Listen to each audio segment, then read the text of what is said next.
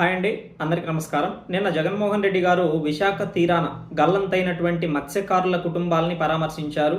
So ఆయన పరామర్శించాక కొన్ని మాటలు మాట్లాడడం జరిగింది. ఒక్కో కుటుంబానికి కోటి పరిహారం ఇవ్వాలి అని చెప్పారు. తర్వాత మత్స్యకార కుటుంబాలని జగన్ గారి ప్రభుత్వం చాలా బాగా ఆదుకున్నట్లుగా కూడా చెప్పారు. ఓకే, సో ఏది ఏమైనా కూడా మనం ఇప్పుడు కొన్ని విషయాల్ని గమనించాలి.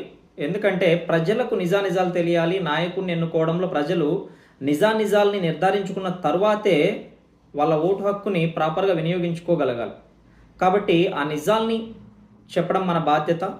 అందులో భాగంగా ఈరోజు మనము కొంత డేటాతో మాట్లాడదాము.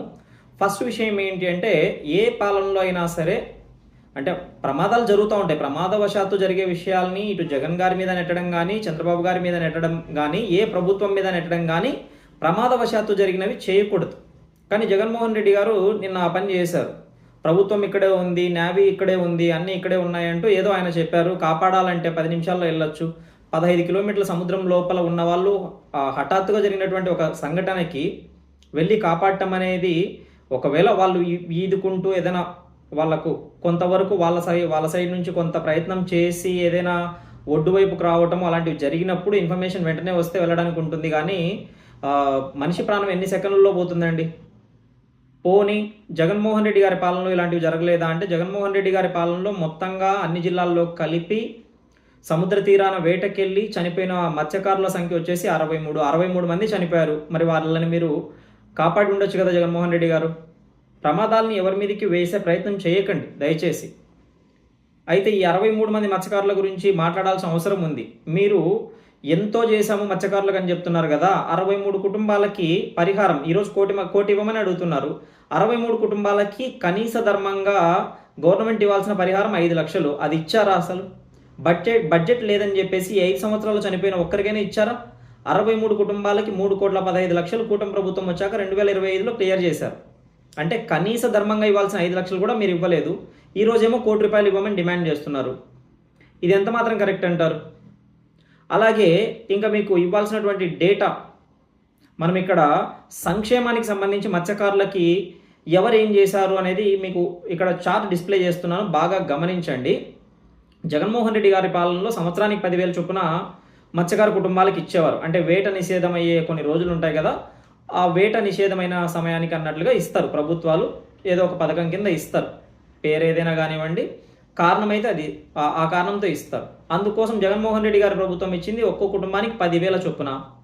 ఇప్పుడు ప్రభుత్వం ఇస్తున్నది ఒక్కో కుటుంబానికి 20,000 చొప్పున. తర్వాత మీకు అంకెలతో సహా మీరు ఇక్కడ చార్ట్ గమనిస్తే 2019-20 సంవత్సరానికి, అంటే జగన్మోహన్ రెడ్డి గారి మొదటి సంవత్సరం పాలనలో మొత్తంగా ఇచ్చింది 109 కోట్లు. ఇప్పుడు చంద్రబాబు గారి మొదటి సంవత్సరం పాలనలో 258 కోట్లు. అక్కడ 109 కోట్లు, ఇక్కడ 258 కోట్లు. పోనీ ఒక్కో కుటుంబానికి 20,000 ఇస్తున్నారు కదా అనేసి బెనిఫిషియరీస్ అంటే లబ్ధిదారులు ఏమైనా తగ్గించారా అంటే అది కూడా లేదు. మీరు లబ్ధిదారుల సంఖ్య చూడొచ్చు. మొదటి సంవత్సరం జగన్మోహన్ రెడ్డి గారి పాలనలో ఇచ్చినటువంటి సంఖ్య చూస్తే 1,09,000 మందికి ఇచ్చారు. ఇక్కడ 1,29,000 మందికి ఇచ్చారు. చంద్రబాబు గారి పాలనలో 1,29,000 మందికి ఇచ్చారు. పోనీ హైయెస్ట్ చూసుకోండి, జగన్ గారి పాలనలో 5 ఏళ్లలో లబ్ధిదారుల సంఖ్య హైయెస్ట్ చూసుకుంటే 1,23,000 సంథింగ్ ఉంది. ఇక్కడ మొదటి సంవత్సరం 1,29,000 మందికి ఇచ్చారు. రెండో సంవత్సరం డీటెయిల్స్కి వెళ్ళాము అంటే జగన్ గారు ఇచ్చిన లబ్ధిదారుల ఇచ్చినటువంటి లబ్ధి 108 కోట్లు, లబ్ధిదారుల సంఖ్య 1,08,000. ఇక్కడ మనం గమనిస్తే 262 కోట్లు రెండవ సంవత్సరం చంద్రబాబు గారి పాలనలో ఇచ్చినటువంటి సంక్షేమం, ఇచ్చినటువంటి అమౌంట్ 262 కోట్లు. లబ్ధిదారుల సంఖ్య 1,30,000 మంది. సో లబ్ధిదారుల సంఖ్య జగన్మోహన్ రెడ్డి హయాంలో ఉండే మొత్తం హైయెస్ట్ తీసుకున్నా కూడా దానికంటే ఎక్కువగానే ఉంది. మొదటి సంవత్సరం ఎక్కువగానే ఉంది, రెండవ సంవత్సరం ఎక్కువగానే ఉంది. ఇంకా చేకూర్చే లబ్ధి గురించి మాట్లాడితే ఆయన 10,000 ఇస్తే ఈయన 20,000 ఇస్తున్నారు. అంటే జగన్మోహన్ రెడ్డి గారు మత్స్యకారులకు చేసినటువంటి మేలు ఏదైతే ఉందో అది చంద్రబాబు గారితో పోల్చినప్పుడు నక్కకు నాగలోగానికి ఉన్నంత తేడా ఉంటుంది.